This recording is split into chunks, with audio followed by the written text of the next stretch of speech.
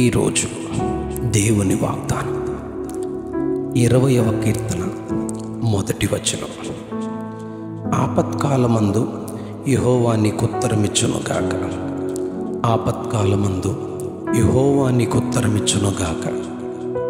యాకోబు దేవుని నామము నిన్ను ఉద్ధరించునుగాక. రాజైన దావీదు ఒక ప్రవచనముగా ఈ కీర్తనను వ్రాస్తూ ఉన్నాడు. దావీదు యొక్క జీవితంలో చిన్ననాటి నుండి బాలుడుగానున్న స్థితిలో నుండి ఎన్నో ఆపదలను ఎదుర్కొన్నవాడుగా, వాటన్నిటిలో దేవుని అత్యధిక జయమును పొందుకొని సహాయమును పొందుకున్నట్టుగా తానే సాక్ష్యమిస్తూ ఉన్నాడు. చిన్ననాడే ఫిలిష్తీయుడైన గొల్యాతును ఎదుర్కొనినప్పుడు ఎంతో ఆపత్కాలములో ఆయనే ఉత్తరమిచ్చి ఫిలిష్తీయునిపై జయమును అనుగ్రహించారని సమూయేలు రాసిన మొదటి గ్రంథం 17వ అధ్యాయం 50వ వచనంలో చెప్పబడింది.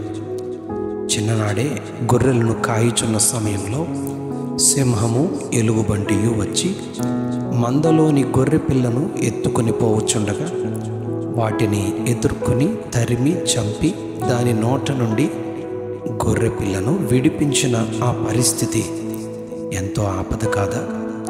దానిలో యెహోవా సింహపు బలము నుండి ఎలుగుబంటి బలము నుండి దావీదును రక్షించెను అని మొదటి సమూయేలు గ్రంథము 17వ అధ్యాయం 35 నుంచి 37 వచనాల్లో చెప్పబడింది. యుద్ధమును జయించిన తర్వాత స్త్రీలు ఇశ్రాయేలు ఊళ్ళన్నిటిలో నుండి వచ్చి తంబురలు సితారాలు చేతపుచ్చుకొని పాడుతూ నాట్యమాడుతూ సౌలు 1000 కొలదియు దావీదు 10,000 కొలదియు శత్రువులను హతము చేసిరి అని పాడుతూ ఉండగా సౌలు విషపు చూపుతూ దావీదుపై ఈటెను 2 సార్లు విసిరినప్పుడు అది ఆపత్కాలము కాదా? చావు నుండి మరణము నుండి తప్పించబడుట గొప్ప ఉత్తరమీయడం కాదా? సమూయేలు మొదటి గ్రంథం 18వ అధ్యాయం 7 నుంచి 11 వచనాల్లో ఈ చరిత్రను చదువుతాం.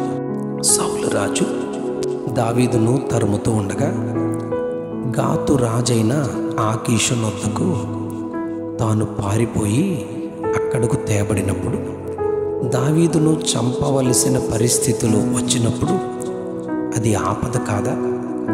ఎంతో అద్భుతముగా దావీదు వెర్రివాని వలె తన చర్యను మార్చుకొని తలుపుల మీద గీతలు గీస్తూ ఉమ్మి గడ్డము మీదికి రాని కారణిచ్చుచు నిలువబడగా దావీదును పిచ్చివానితో మనకేమిటి పని అని అక్కడ నుండి బయటికి పంపివేయడం దేవుడు ఉత్తరమిచ్చిన పరిస్థితి కాదా?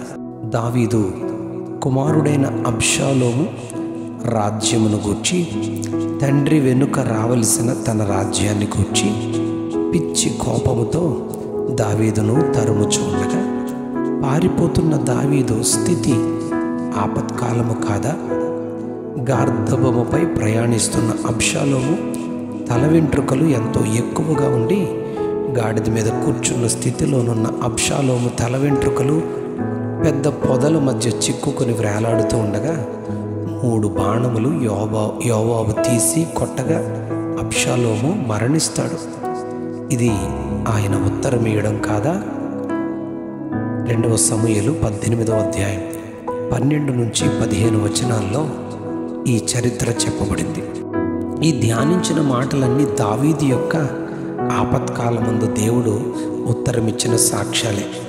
ఇలాగే పరిశుద్ధ గ్రంథమంతటిలో దేవుని ప్రార్థించి వేడుకున్న, మొరపెట్టిన, విశ్వసించిన ఎంతోమంది భక్తులను శోధనలో, ఆపదలో, ఆపత్కాలములో తప్పించిన సాక్ష్యాలు ఎన్నో వందల కొలది మనం పరిశుద్ధ గ్రంథంలో ధ్యానించగలం.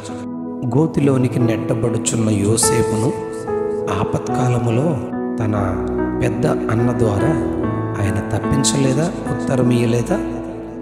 ఆపత్కాలములో తండ్రి ఇంటి నుండి పారిపోతున్న యాకోబును ఆయన తప్పించి ఎంతో విలువైనటువంటి ప్రయాణం యాకోబుకిచ్చి తనకి ఉత్తరమీయలేదా?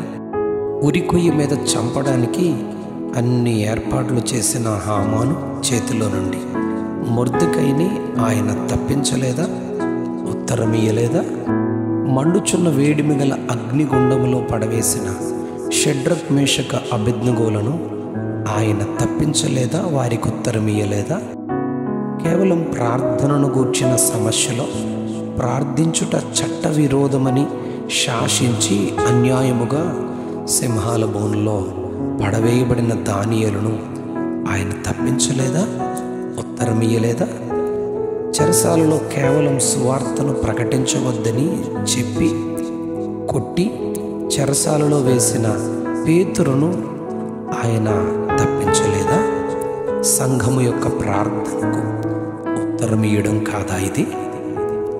ఆపత్కాలమందు యెహోవా ఉత్తరమిచ్చిన ఈ భక్తులందరి వలె మనకును ప్రార్థించినప్పుడు, దేవుని యందు విశ్వాసం ఉంచినప్పుడు, ఆయనకు మొరపెట్టినప్పుడు ఉత్తరమిచ్చి ఆయనే మనలను ఉద్ధరించునుగాక.